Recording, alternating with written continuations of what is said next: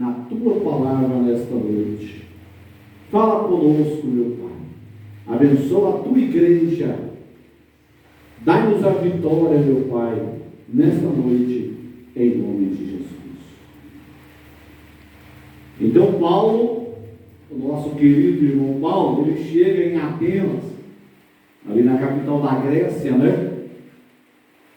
Lembrando os irmãos que ali na Grécia, ali era um berço ali da civilização, da onde surgiram ali os grandes filósofos, como Sócrates, Platão, Demóstenes, Aristóteles. Uma certa vez os gregos queriam levar Jesus para a Grécia. Eles ficaram preocupados de ver Jesus, o jovem Galileu, sendo rejeitado ali.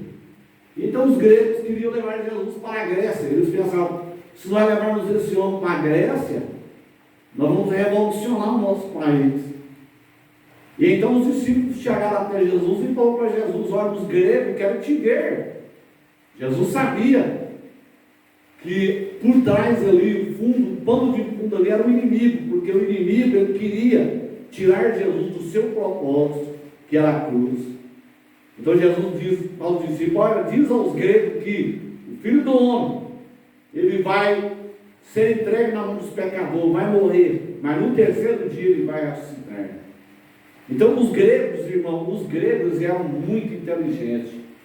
Eles ficaram muito preocupados de ver a mensagem do jovem Galileu sendo rejeitado pelo povo de Israel. Então eles queriam levar Jesus para a Grécia. E só lembramos os irmãos que era um reduto de muita idolatria. Aqui está dizendo aí, enquanto Paulo os esperava em Atenas, o seu espírito se comovia em si mesmo, vendo a cidade tão entregue à idolatria. Era muita idolatria ali na Grécia, né? De sorte que disputava na sinagoga com os judeus e religiosos, e todos os dias na praça com os que se apresentavam. E alguns dos filósofos, ali tinham os epicureus e os estoicos, eles contendiam ali com Paulo, e uns diziam: o que quer dizer esse paroleiro? E outros diziam: parece que é pregador de deuses estranhos, porque lhes anunciava a Jesus e a ressurreição. Então lá tinha altares para todos os deuses. Então Paulo, como um bom pregador e um oportunista, irmão, a gente tem que aproveitar as oportunidades, sabia? As oportunidades que Deus te dá para falar de Jesus, você tem que falar. Eu me lembro de um irmão que foi viajar para o norte do Paraná, e ele tomou um ônibus em Goiânia, e ele foi para o norte do Paraná, e naquela região de Londrina tinha muita plantação de café naquela época.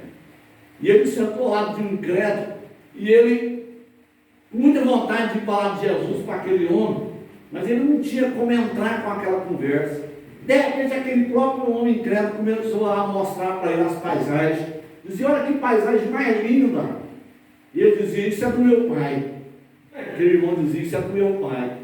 Passava perto de uma fazenda de gado. Nossa, olha que gado tão bonito. Dizia: também é do meu pai.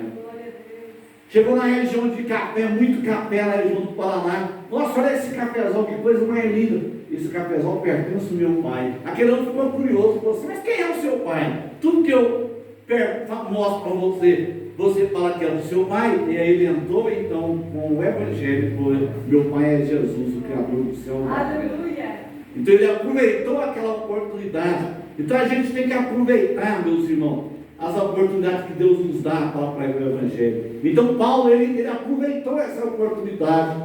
Ali tinham os filósofos ali, os epicureus e os estoicos. E aqui na Bíblia aqui de Scofield, aqui diz assim, ó: os epicureus eram discípulos de Epicuro, que viveu de 341 até 270 a.C., e que abandonou a busca da pura verdade por meio da razão, por considerar isso impossível. Em lugar disso, passou a procurar o verdadeiro prazer por meio da experiência.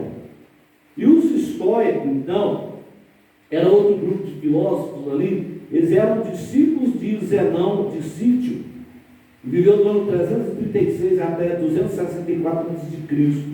essa filosofia se fundamentava na autossuficiência humana e inculcava uma severa autorrepreensão e solidariedade da raça. Então, o sermão de Paulo contém uma notável refutação dos pontos de vista específicos de ambas as escolas, das escolas gregas ali, dos gregos, né? Ideias essas extremamente difundidas no mundo apostólico, como resultado do sermão, chegando a alguns homens a ele a crer. Então, o evangelho, meus irmãos, o plano de salvação, o evangelho é uma coisa muito simples. É muito simples. Os homens, às vezes, eles querem dificultar a entrada no céu. E Jesus, ele censurou os escribas e os fariseus em Mateus 23, por causa disso. Os religiosos da época, eles queriam dificultar, eles queriam colocar julgos nas pessoas que eles mesmos não podiam carregar. Eu me lembro do pastor do programa Conta de Eternidade, do pastor Geraldo Ventura, da primeira igreja batista, e dizia sempre isso: olha, o plano de Deus para com a humanidade, o plano do evangelho é simples. Para entrar no céu é uma coisa muito simples, mas os homens, eles querem dificultar a entrada nos céus. As religiões, elas dificultam, né? Então, se a pessoa observar o plano de Deus, o que Jesus disse para Nicodemos? Quem não nascer de novo não pode entrar no reino de Deus. É tão simples.